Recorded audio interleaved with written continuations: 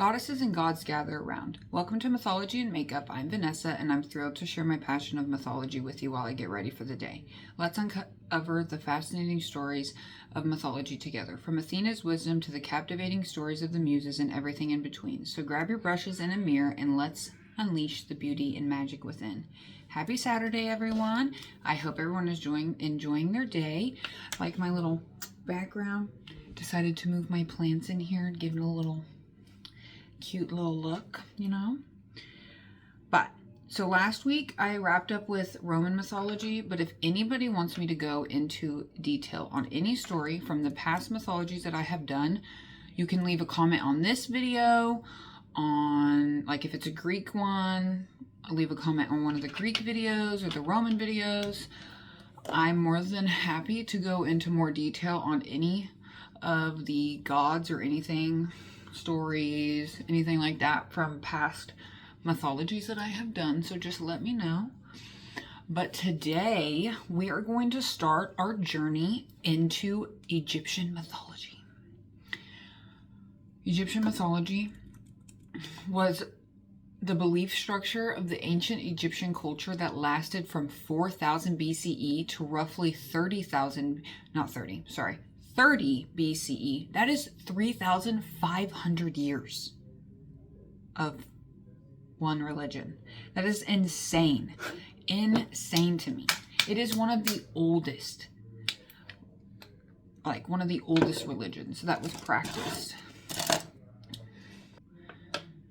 It ended with the death of Cleopatra, the last ruler of the dynasty of Egypt. Egyptian religion influenced other cultures through transmission via trade and became especially widespread after the opening of the Silk Road in 130 BCE, as the Egyptian port city of Alexandria was important to the commercial center.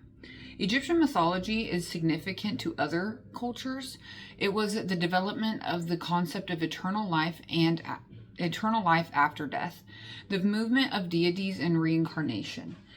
The human existence was just a small segment of an eternal journey presided over and orchestrated by the supernatural forces in forms of many deities according to the Egyptians. The Egyptian sole divinity is in everything from the river to the desert to the vast station, the sun, the moon, the stars, the animals, and birth and death. They created a vast multitude of gods. They literally had hundreds of deities. Some had human bodies, some were just animals, and some were animals and human bodies mixed together.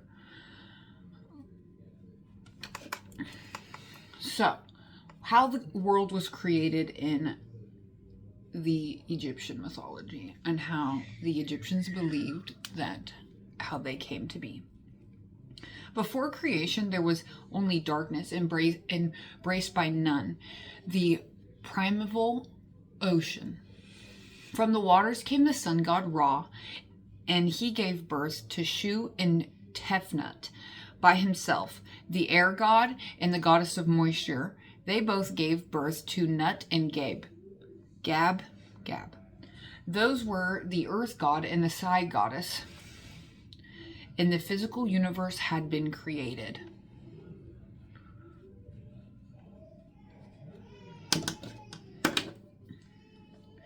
Humans were created by Ra's tears. Some time passed and Ra grew very decrepit. So the ungrateful race of the humans plotted against him. And when he learned about this, he angrily called out for a council with the other gods. And they all decided that it was time to put an end to the human race. So Ra dispatched the goddess Hathnor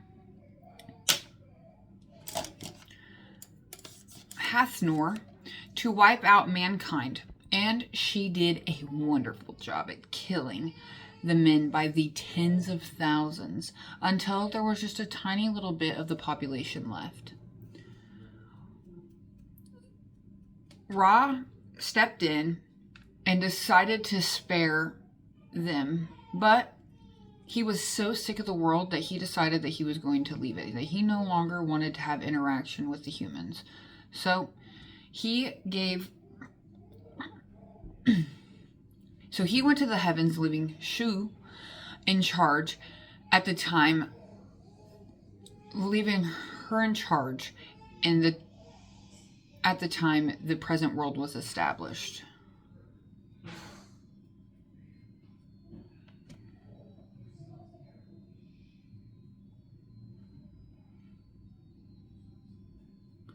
Ra told Nut and Gab that they could not marry, but, they did it anyways. So he ordered them to be separated. Gab was defeated and Nut was raised aloft, separating them forever. But Nut was pregnant. Yes, pregnant. And Ra said that she could not give birth in any month of the year.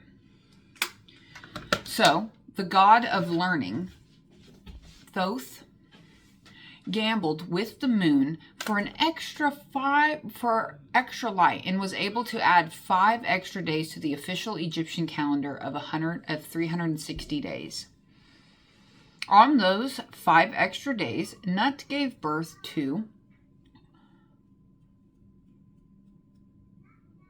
Osiris, Horus the Elder, Set, Isis, and Nymphis. Sorry. After they were born, Osiris became the incarnation of good, while Set became the embodiment of evil. So the 2 poles of mortality were fixed once and for all.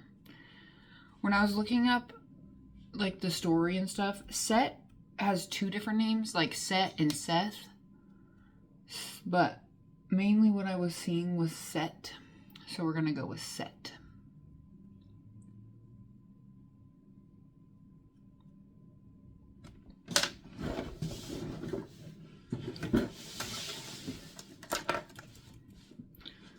Alright, so we're gonna learn a little bit more about Ra.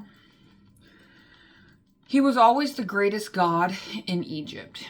He was said to be the first pharaoh of Egypt during the Golden Age, known as Mot. He created the 24 hours in the day.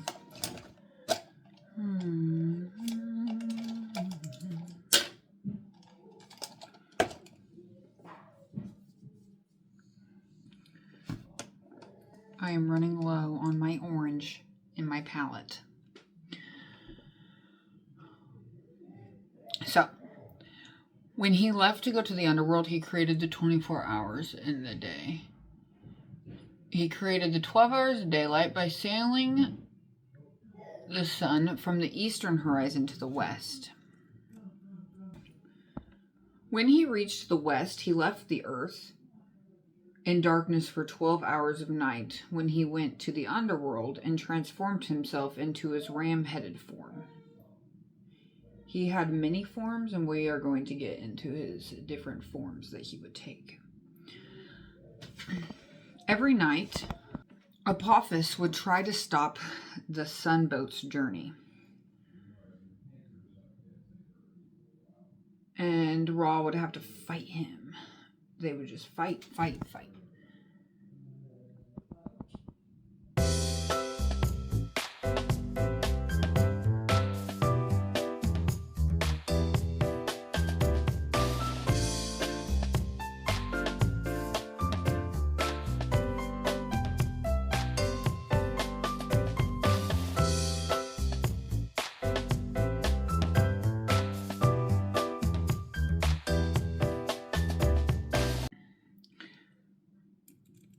While he was in the underworld, he shined light on the dead and destroyed the enemies of creation. Once he defeated the snake, he would start his journey back to the world of the living.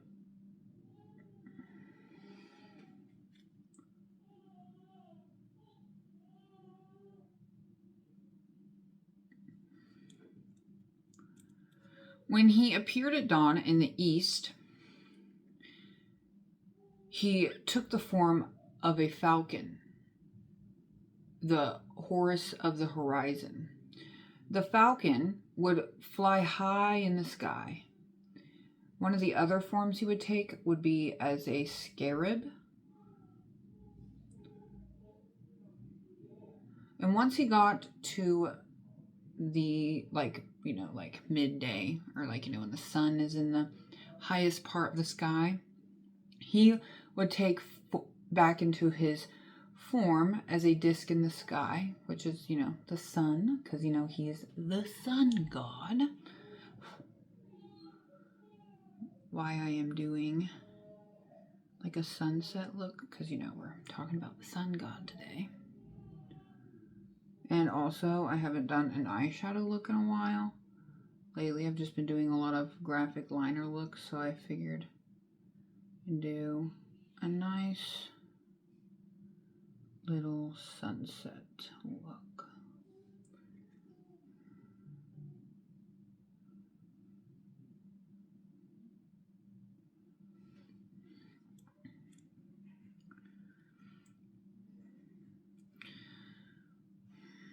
At sunset, he would appear as Autumn, an old man who had completed his life cycle and who was ready to rejuvenate for a brand new day. Ra also created the Eye of Ra. It was a powerful feminine entity that was represented by two different goddesses, Sekhmet and Bastet, who would protect him and acted against his enemies.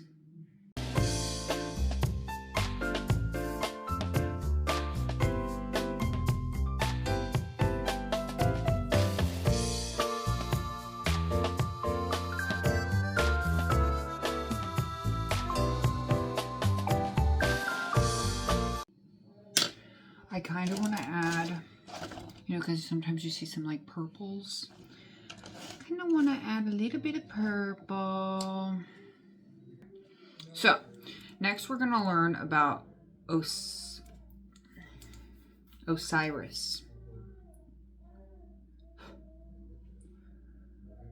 Osiris was the son of Gab and Nut, and he was tall, slender, and handsome with jet black hair. His father gave up the reigning power of Egypt and he took over. And he married his sister, the beautiful Isis.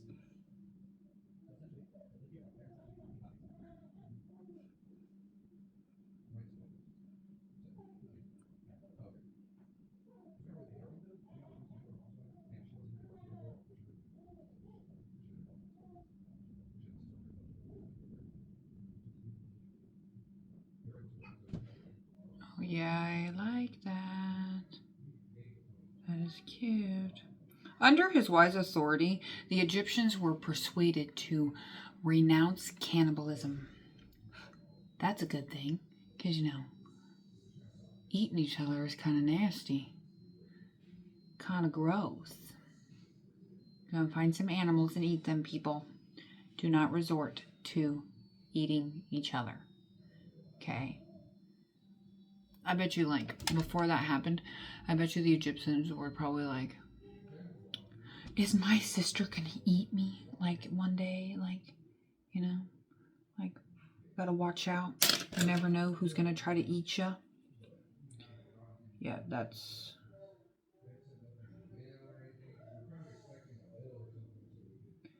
would be creepy. And kind of scary, Gotta be on your toes. And, they already had to, watch out for, the freaking wilderness. And, the animals in the wild to eat them, that were going to try to eat them. And then they got to worry about their neighbor, coming over, being all, well, hello, guys, hello. And then they eat you. Yeah, no, I'm good.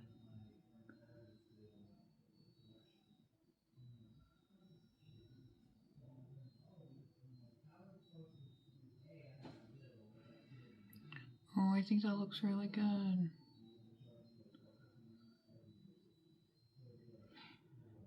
He taught the Egyptians about farming, the pleasures of music, and he created a legal code for them. Egypt flourished under his reign. They just... see. They were just out there living their best lives, just he really took care of the people, like really just wanted them to do their best. So once he finished, like he's like, okay, the Egyptians are doing good. I've taught them everything I know.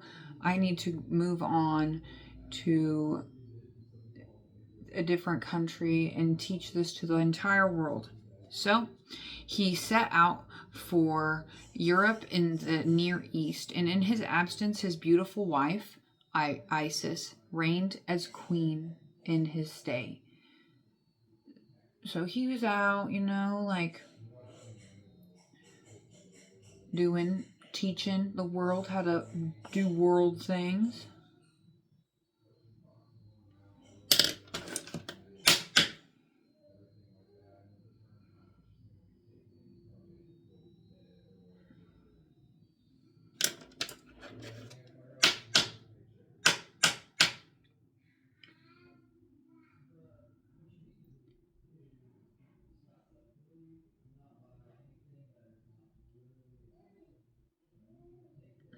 While he was gone, his brother Set was a little jealous. He wanted to be the king of Egypt. Not only did he want that, but his wife hooked up with Osiris. His wife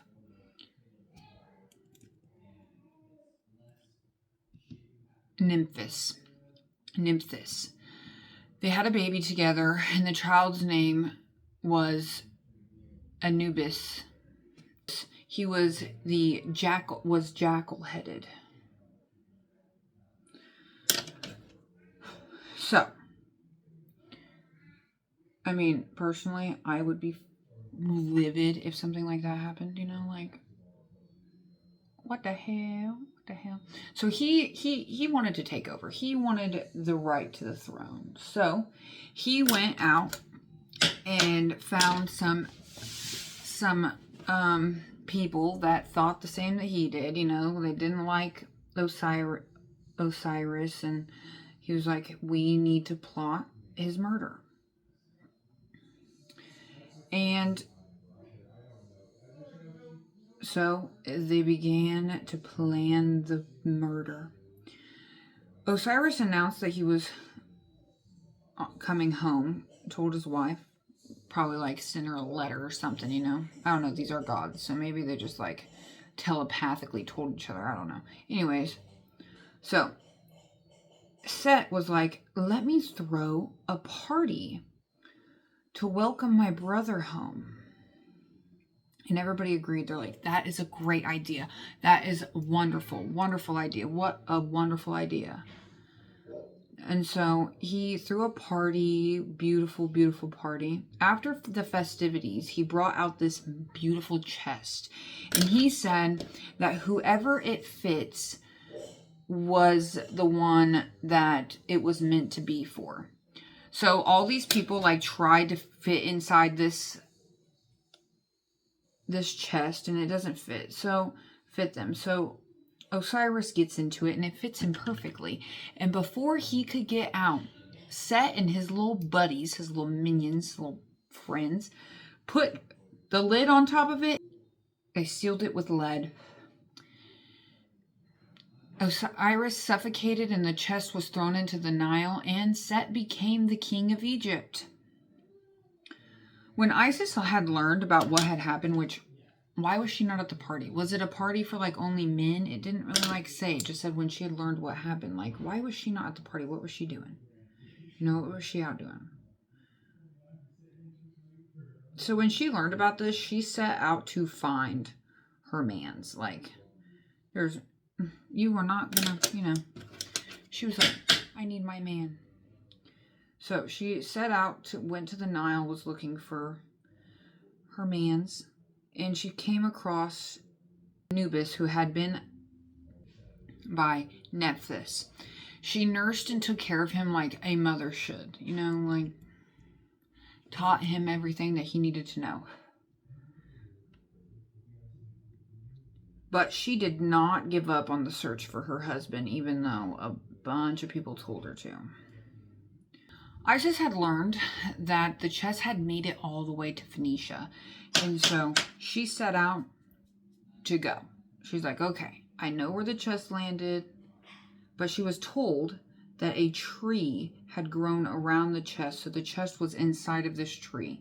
So when she got to Phoenicia, she saw that the tree had been used as a pillar in the king's palace.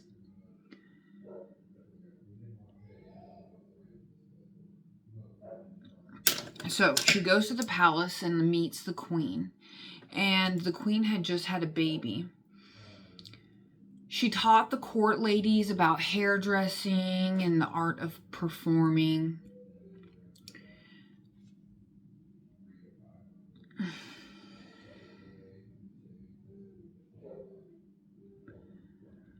When she met the queen, like I said, the queen had had a baby, right?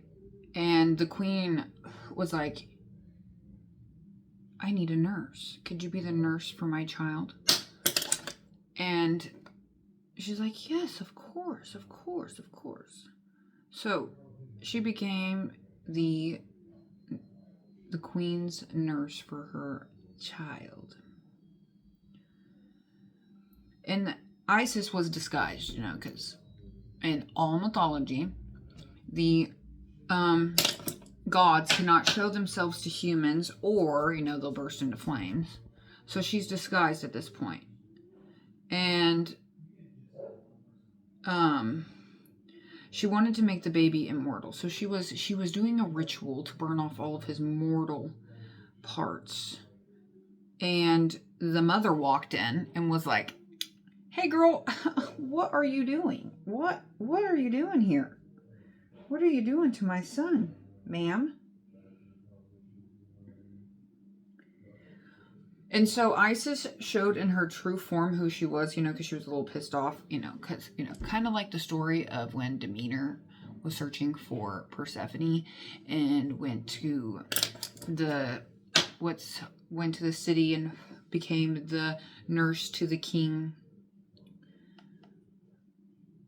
Like that. So I'm pretty sure that's where the Egyptians got, not the Egyptians, sorry, the Greeks got that story from, tweaked it on their own. Because when I was researching this story, I was like, that sounds very familiar. Very familiar.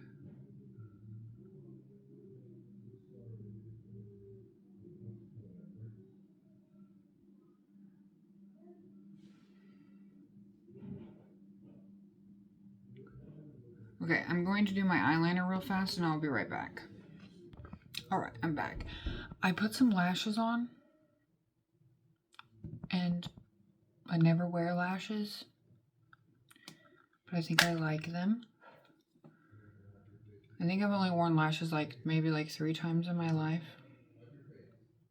And I normally have people put them on for me. But I think it looks pretty good. But anyways, so I'm going to continue. That's the rest of the story of Osiris next video, because I'm done with my walk.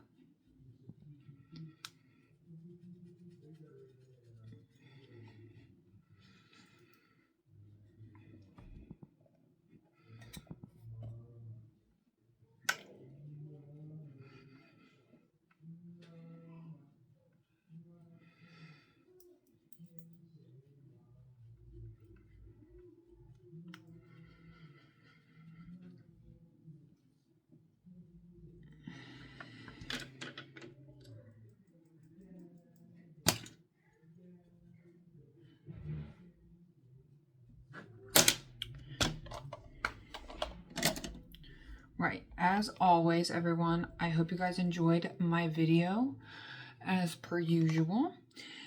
And also, don't forget to hit that subscribe button down below. Like, comment, share the video. But